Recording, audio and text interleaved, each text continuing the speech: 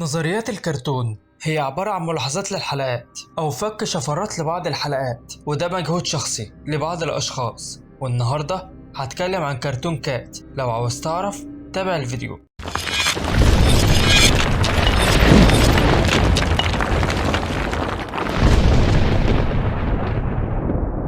كرتون كات هي شخصية غريبة ومخيفة في نفس الوقت، فهو مميز بالابتسامة العريضة والملابس المخيفة، وصوته بيشبه صريخ شخص بكل قوته. وظهرت الشخصية دي في برامج كرتون زي غامبول وكلارنس ووقت المغامرة، ولكن ظهرت أكتر في غامبول. بصراحة كرتون غامبول غريب جدا لأنه أشار لأساطير زي سلندر مان وكرتون كات وراس صفارة الإنذار والدمية مومو وتشاكي والمهرج المرعب ومخلوقات كتيرة. بس هنركز النهاردة على كرتون كات. في حلقة من حلقات غامبول قاموا داروين وغامبول بتصرف غبي كالعادة، فودتهم الآنسة سيميان للناظر وعاقبهم إنه بعتهم للمكتبة وخلاهم يقروا بعض الكتب كعقاب ليهم. غامبول وهو بيقلب في الكتب لقى كتاب مكتوب عليه كرتون كات، واحتمال بنسبة 100% إنهم أشاروا الكرتون كات، بس ما نعرفش السبب لأن دي مش مجرد صدفة، كل حاجة بتبقى مدروسة. المهم، في حلقة يناير واللي ما فيهاش أعياد والكل حزين، كان أنايس وغامبول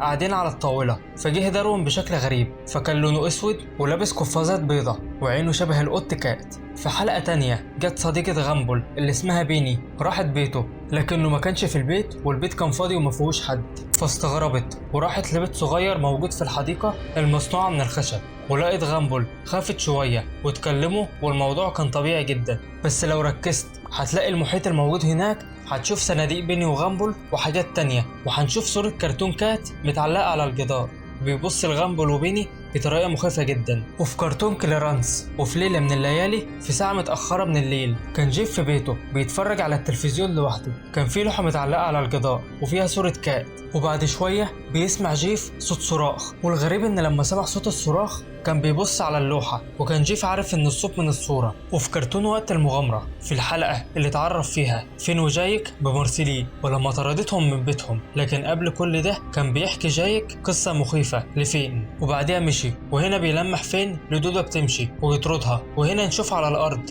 بساط أبيض على شكل قط وله ودنين ونظرته زي كات، فممكن يكونوا أشاروا ليه. ولما بصت مارسيلين من الشباك وفي لحظة حدوث البرق شفنا مارسيلين اتحولت لامرأة مخيفة، وهي في الحقيقة موجودة في فيلم رعب. وفي حلقة تانية اتحول جايك لشيء غريب وعنده ودنين وأسنان كبيرة مع ابتسامة عريضة وعينين غريبة، نلاحظ انه شبه كرتون كات، وبما ان تمت الإشارة ليه مسبقا فده بيدعم النظرية. ودي كانت بعض النظريات المنتشرة على النت لكرتون كات. لو عجبك الفيديو اتمنى تشترك في القناة وتفعل زر الجرس علشان يوصلكم كل جديد. اقترحوا عليا لو عاوزين اتكلم عن نظريات تانية، اتمنى تدعموا الفيديو وتشيروه. مستني دعمكم.